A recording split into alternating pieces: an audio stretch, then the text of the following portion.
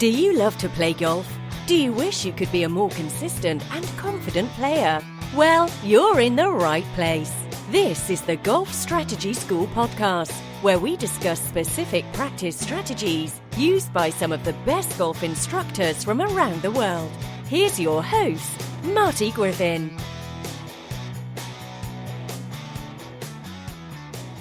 Hey, Golf Strategy School, Marty back with you here again, and today we're featuring a question from a Golf Strategy Academy member. Joshua out of Las Vegas sent an email wondering, I love this question, because Joshua's saying that he's struggling with too many swing thoughts. He's noticing that he's taking too long over the ball. He mentions that been playing well recently, but run into problems where I stall over the shot.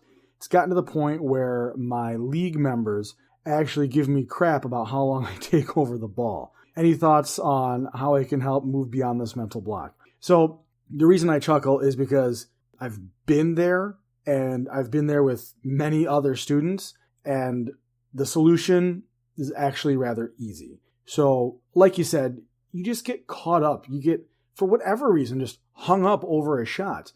For most people, it's just 1,000 different swing thoughts going through their head.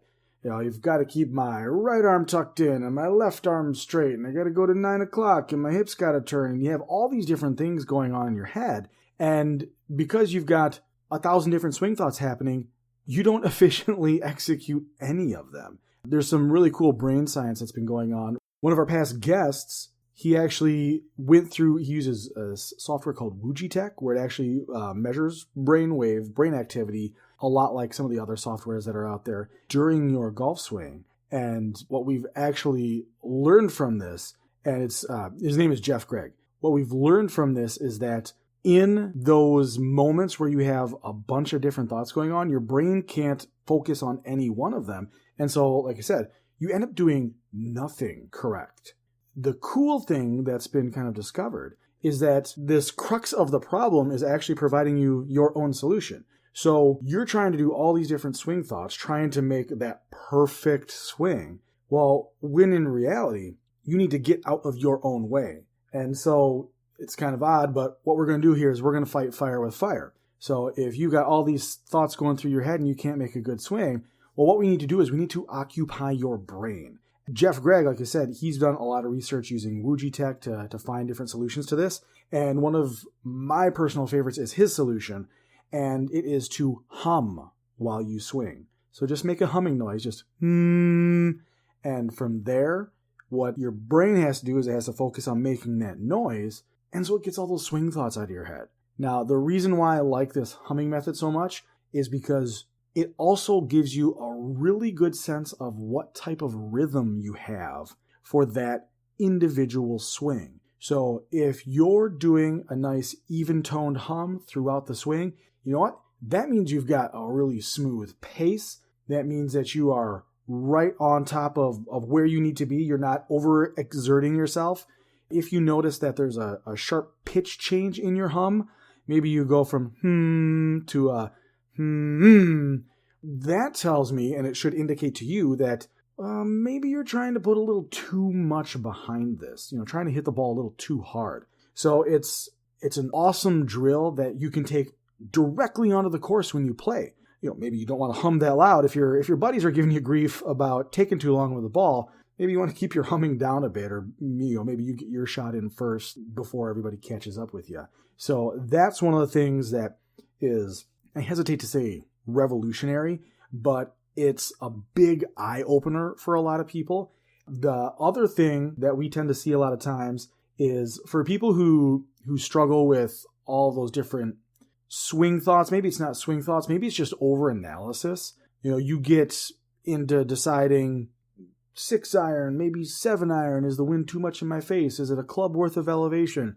All of these things. These are things that you should have already decided on, and that's a commitment issue, which we can talk about in a different episode.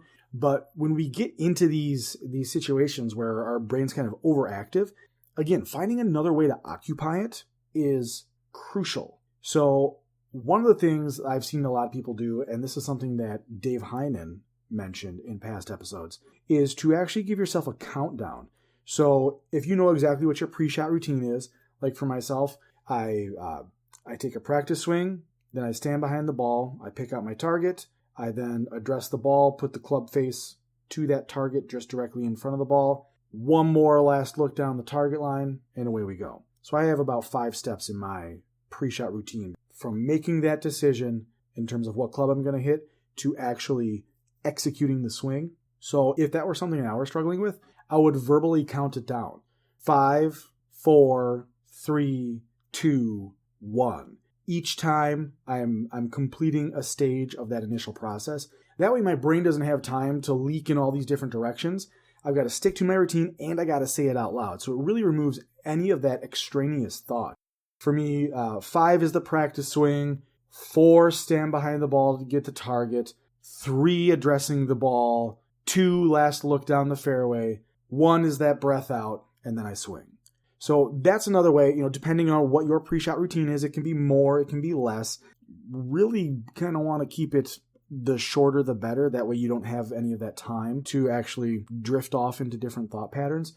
So again, counting down, out loud, counting down can be a big benefit to just removing all of that extraneous thought and getting your head clear so you can actually perform up to your capabilities. Because the fact of the matter is, Joshua, is that you've done this before. We've talked before about your game. You've got a lot of really good swings in you. You shot a lot of really good numbers. So you already have the proof. Your body and your brain know how to do this. You just need to get all that extra crap out of the way. And to do this, use one of these 2 techniques. I personally like the hum because it helps me feel a little bit more in tune with my rhythm. But if the hum's not working for you right away, go to the countdown, whether it's from 5, whether it's from 3, whatever you want to do.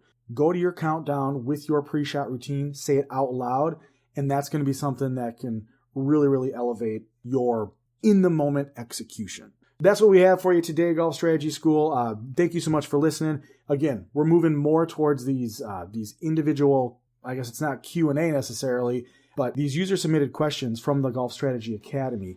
And we're making sure that we get all these answers out there to everybody. So you can see what kind of treatments all of our members get inside of the Golf Strategy Academy. That's something that you're looking to do if you want to really take your game seriously and really get up to snuff this year. You can always get more information by going to golfstrategyschool.com/membership-info. You can learn all about the Golf Strategy Academy there. I've got a nice short little video for you. Otherwise, I encourage you to get out there, get whatever kind of practice you can, but make sure it's focused, make sure it's randomized, and make sure that you're actually getting better. So if any of you have any questions, members always come first, but feel free to shoot an email my way, marty@golfstrategyschool.com, and I will catch everybody out there in the short grass. Cheers.